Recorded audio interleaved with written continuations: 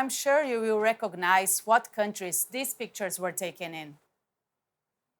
But actually, during the fellowship, none of our journalist colleagues asked us about any of these things. Instead, they asked us about these. COVID-19 is a global crisis, but it is a special crisis for countries with politicians who deny science.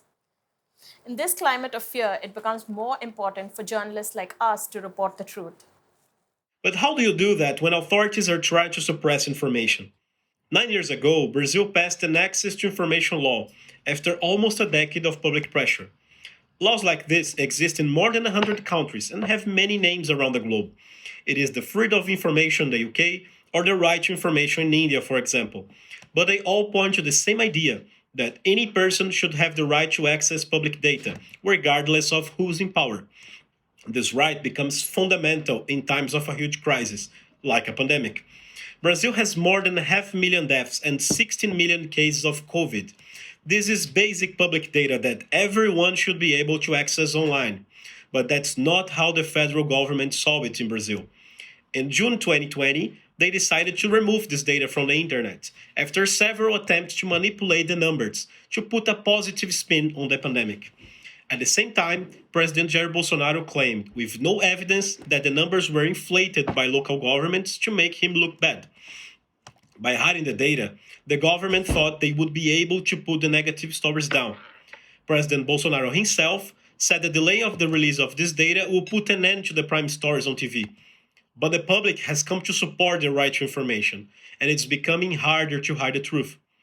An independent organization called Brazil.io had been collating all numbers since the pandemic began, with the support of volunteers from all Brazilian states.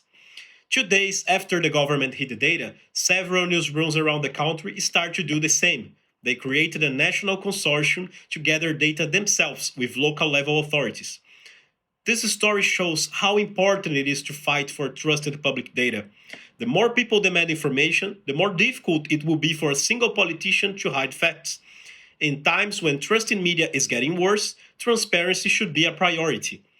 I believe that our reporting can go beyond just telling a story, but also make citizens aware of their right to know and ask questions themselves. To make it possible, it becomes our obligation to make governments more transparent. This is what I work for. I spent my time here in Oxford studying how to make more journalists use Freedom of Information Acts in their reporting.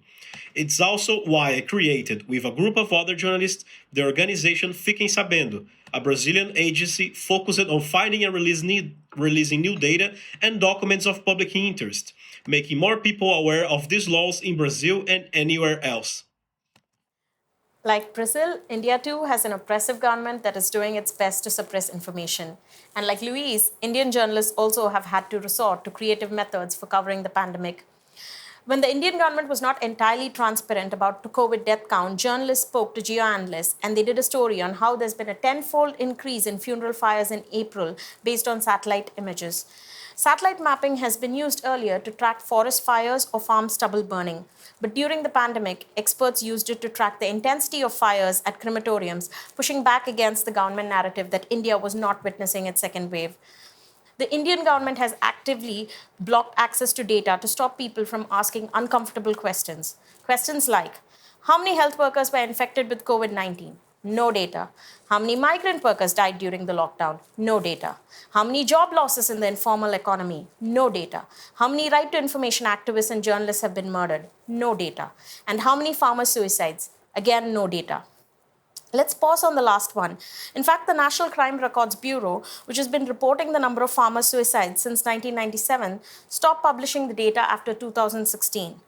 But before they stopped, were we getting the right data?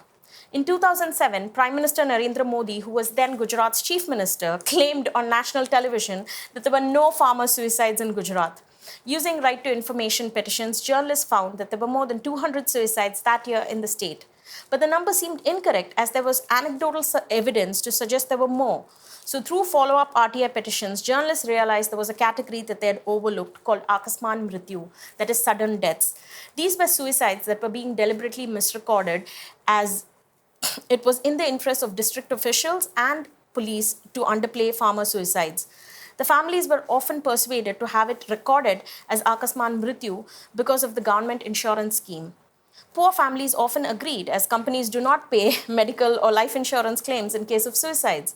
And since it was always debt, financial burden that drove the farmers to suicide, several families preferred to have the rupees 1 lakh or £1,000 in hand from the government insurance scheme rather than a suicide FIR and the long fight for justice. Adding the RTI suicide data plus Akasman Mrityu, journalists found that there were hundreds of deaths in Gujarat, even as the government claimed there weren't. As an Indian journalist, I also follow the tradition of getting your own data if the government isn't giving it to you. I created my own database last year from hundreds of company filings in the stock exchange and government press releases to come up with a figure of 1.4 billion. That's the amount that the Prime Minister has collected under his PM Cares fund.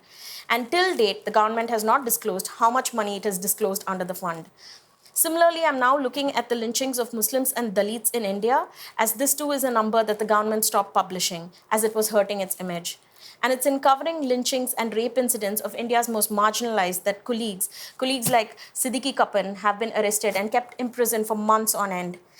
And through this fellowship, I realized that the quest for data and the dangers to journalists is a commonality we all share.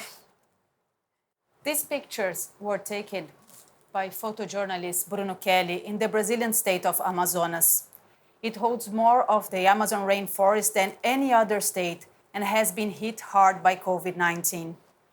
Like many other journalists, especially the ones working on the ground, Bruno is struggling to report the big issues devastating Brazil right now. As an environmental journalist, I arrived in Oxford to take part in the Reuters Fellowship with a question in my mind. How can journalists continue reporting on environmental issues in one of the most difficult moments in the history of the country?